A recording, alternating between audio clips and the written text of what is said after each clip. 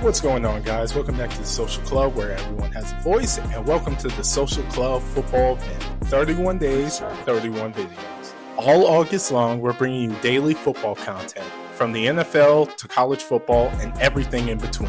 Expect videos on Heisman frontrunners, NFL MVPs, bold predictions, hot takes, and more as we gear up for the new season. Make sure to subscribe to our YouTube channel and hit the notification bell so you never miss a day of football content. We're building more than just content. We're building a community. So make sure to comment your thoughts below every video and let your voice be heard. Other than that, go ahead and pull up a chair, grab a plate, and let's talk football. What's going on, guys? I am your host, Nathan Garth, and today we are going to be talking about the 2025 Missouri Tiger predictions. Now, talking about last year, following a 11-2 season by the Tigers, capped off with a Cotton Bowl win. I think the expectations going into the year, returning Brady Cook, Luther Burden, Theo Weiss, a lot of our guys on defense. I think that the expectations were perhaps another 10-2 season. First year with the expanded playoffs, I think playoff expectations were a little warranted, but also exaggerated a little bit by some Mizzou fans. Even though going into last year, towards the end of the year, that South Carolina game that came down to a 1-minute drill by South Carolina could have kept Mizzou in the playoffs. I mean, it would have been a 10-2 Missouri team looking at versus the SMUs that got in.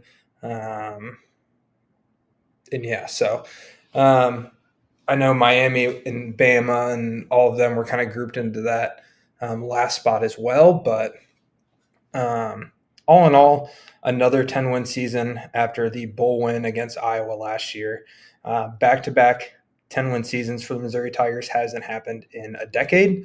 Now, something that Mizzou has never done is 3 straight seasons with 10 wins, which is what we're looking at in 2025. So, obviously lost Luther Burden to the draft, Armand Menbu, which was a top 10 pick at right tackle.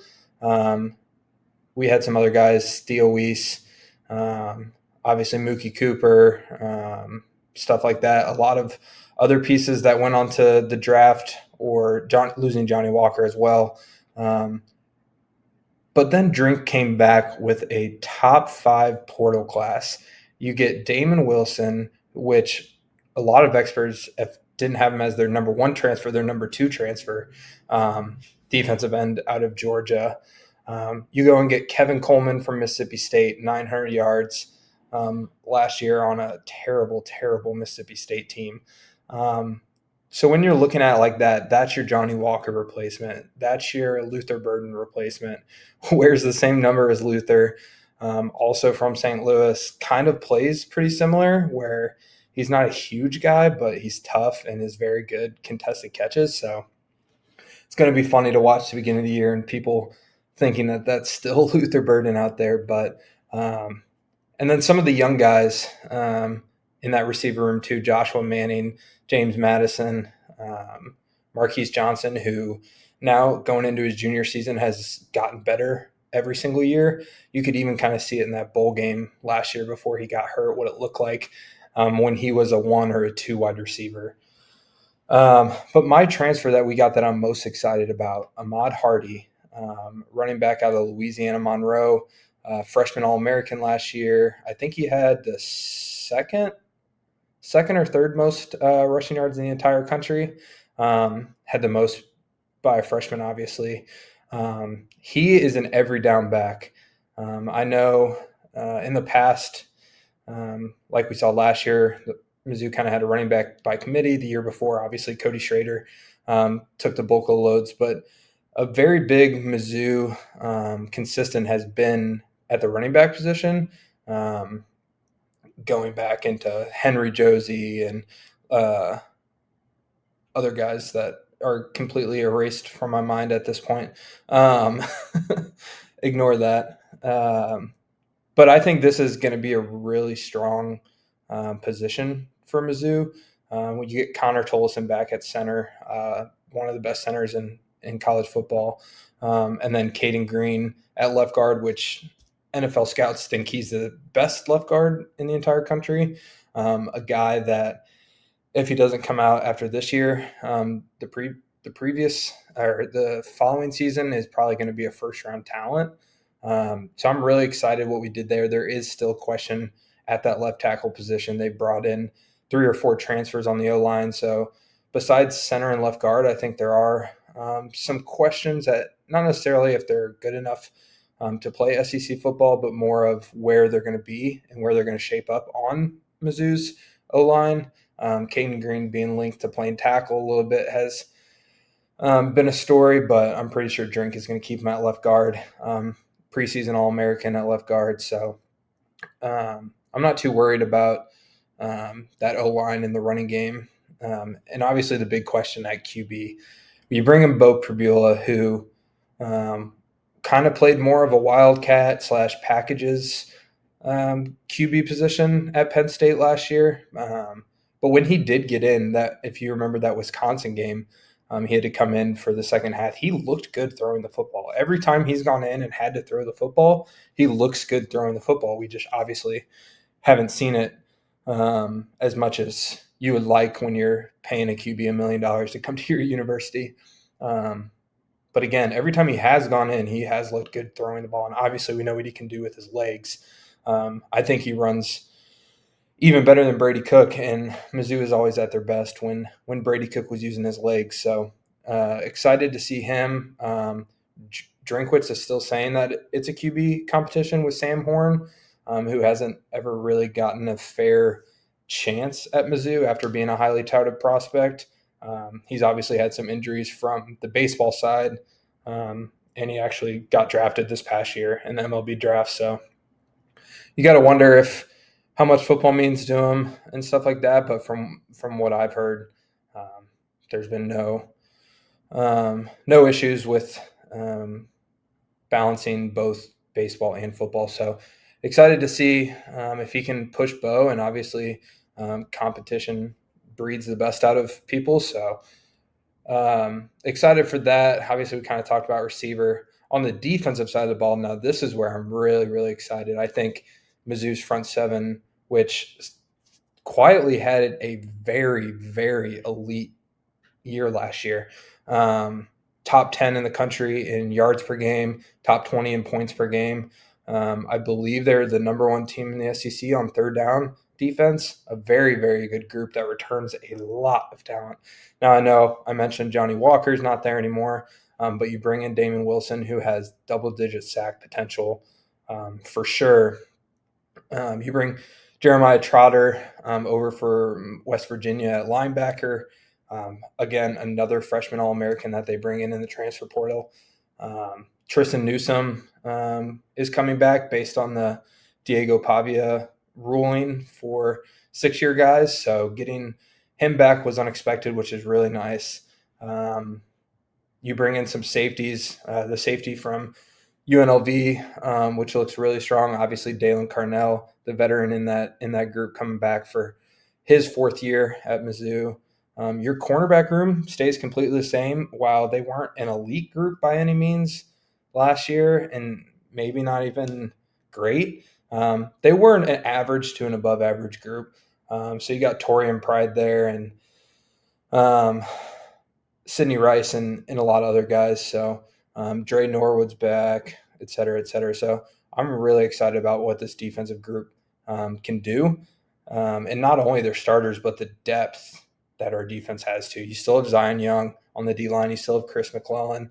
I think this is going to be the focal point for Mizzou and how successful they're going to be. I mean, if they can keep teams around that 20 to 24 mark, they're going to be in a lot of games. Obviously, when you play Alabama and South Carolina and Oklahoma and Texas A&M, teams that want to run the football, that's going to be very, very important to see how that group shapes out. But very confident in our front seven and our safety group, and I think our corner group won't have to cover for very long with how nasty I think our front seven is going to be. So we're going to look at the season overview for Mizzou. Now, obviously, the way the SEC schedule works now, you play the same opponents 2 years in a row, just where the game is flips. So, same season as last year, where they went 9-3, with their losses being at Bama, at Texas A&M, and at South Carolina. So, all 3 losses last year on the road, and now you get those 3 teams you lost to on the road at home this year. Something that's crazy about Mizzou's schedule, they do not leave Columbia, Missouri for a football game until October 18th. Their first 6 games of the season are at home, 8 of their first 10. So that is definitely going to help with some of the younger guys, obviously, and some of the newer guys in the program. Obviously, start out with Central Arkansas win. Week 2, the border war is revamped. New look Mizzou versus Kansas. First time they're playing since Mizzou has made the switch from the Big 12 to the SEC. I don't think Kansas is a bad team by any means. Probably middle to a little above middle pack of the Big 12. Obviously, Jalen Daniels is back. They did lose some talent to the NFL with Kobe Bryant and Devin, their running back. But I think Mizzou is probably going to be touchdown favorites. Maybe I could see like a 5, 5.5, maybe 6. I think Mizzou handles business there as well. I'll be interested to see in the coming years when we play at Kansas and when we play neutral site. Hopefully they can get an agreement on a Mizzou, Kansas, and Arrowhead. That would be freaking awesome. But I got Mizzou beating Kansas there. We play Louisiana Lafayette the next week. So starting off 3-0, this is their first big test. You get South Carolina at home, a team that, for all intents and purposes, you beat last year. A minute drive at the end, Lenore Sellers, best 1 minute of football the entire year, it felt like. Everyone remembers Luther Burden's amazing catch on 3rd down with a minute left to go up. That was very unfortunate, but I do think that the combination of Sellers back, Dylan Stewart on their D-line, they had a really good portal class as well. I think that Mizzou does drop this one to South Carolina. First home loss in a year and a half. The following week, they have UMass. So Mizzou starting off 4-1, and then they get Alabama at home again, another team that they lost to last year. It was only 6-0 in the second quarter when Brady Cook got hurt last year. And Drew Pine might have played the worst game at quarterback I've ever seen. So you never know. Obviously, Alabama probably wins that game last year no matter what, but it would have looked a lot more like a game Mizzou should have been in, which I think our defense definitely could have kept us in that game as well, but it happens. I got us losing to Alabama as well, so right now it kind of looks like a common theme. Same teams that we lost to last year, we're losing to this year. And then we get our first road game, like I said, October 18th at Auburn.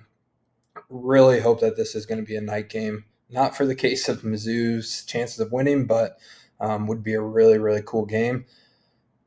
Auburn's getting a lot of weird hype, in my opinion. They do have an elite 1-2 receiving core with Cam Coleman and the Stewart kid. But I'm not too worried. We beat Auburn last year with Drew Pine for 3/4 of the game. I got Mizzou winning at Auburn. Vandy the following game, which was kind of a struggle for Mizzou last year. Obviously, no one knew about Diego Pavia and what he was going to accomplish at Vanderbilt. They obviously knocked off Bama last year as well, took Mizzou to OT, but I got us settling down and beating Vandy. Then we're home against A&M. What a 4-game stretch. Home against Alabama, at Auburn, at Vanderbilt, which, at Vanderbilt doesn't sound sexy, but they're not a pushover. And then home against A&M. Last year's game was weird, man. I truly believe the touchdown that got called back on Mizzou's first drive changed the entire momentum of the game. If we go and score 7-0 to start the game, I think that game turns out different, but, they kicked our ass. So I actually have Mizzou getting revenge this year. Obviously, Connor Weigman, who looked like prime Tom Brady against Mizzou last year, transferred out. But I got Mizzou beating A&M this go around. At home against Mississippi State, win. Not much to talk about there. Kevin Coleman, revenge game. And then we finished the year off at Oklahoma and at Arkansas. As much as it pains me to say, wow, the Mizzou-Oklahoma game was electric last year. If you don't remember, strip sack for a touchdown with 30 seconds left on the clock in that game. I think there were four lead changes in the fourth quarter. Again, Drew Pine playing quarterback. I actually do think Mizzou drops this one, which would, at this point in the season, knock them out of the college football playoffs, which would really suck if we were going in to week 11 knowing all we have to go is 2-0 to probably make the college football playoffs, going 10-2 in the SEC. But I do have Mizzou losing this game at Oklahoma, finishing at Arkansas. That's little bro. That's easy. 9-3 year, same as last year for the Missouri Tigers. Now, I say all this assuming what I think Bo Perbula is going to be, what I think the O-line is going to be, which is a good group. Definitely have 2, maybe 3 guys that are extremely well. You might even have 2 All-Americans on that O-line. But as a whole, I think they're going to be above average, but not as strong as last year. Same with the receiving core. I think our young guys are very talented, but when you don't have Luther Burden and Theo Weiss on your team, you don't have Luther Burden and Theo Weiss on your team. So now if Bo comes out and he is running the ball for 50 yards a game and can make the open throws and can throw the ball down the field, which Brady Cook struggled with last year, I think 10-2 is possible. I mean, obviously in a whole perfect world, if everyone stays healthy, I think 11-1 is possible. But realistically, I think 9-3. Honestly, if you could drop the A&M game 2 and go 8-4, but I think anything less than 9 wins is kind of a disappointment after what the last 2 years have been. So right now, I got Mizzou at 9-3. Obviously, gives you a good bowl game and a chance for a third straight 10-win season, which has never been done at Mizzou. There's a reason that Drinkwitz just got extended. The way he recruits in the portal, the way he recruits in high school, it just seems like everyone in the program has flipped a switch under him. So I think the program's headed in a great direction. I'm glad that we get to see some teams at home that we haven't seen in a while, with Alabama and then obviously Oklahoma going back to the Big 12 days. But overall, going 9-3 with the chance to win 10 games and beating Kansas, getting 2 of the biggest rivalries that Mizzou had in the Big 12 with Kansas and Oklahoma on the same schedule is really cool.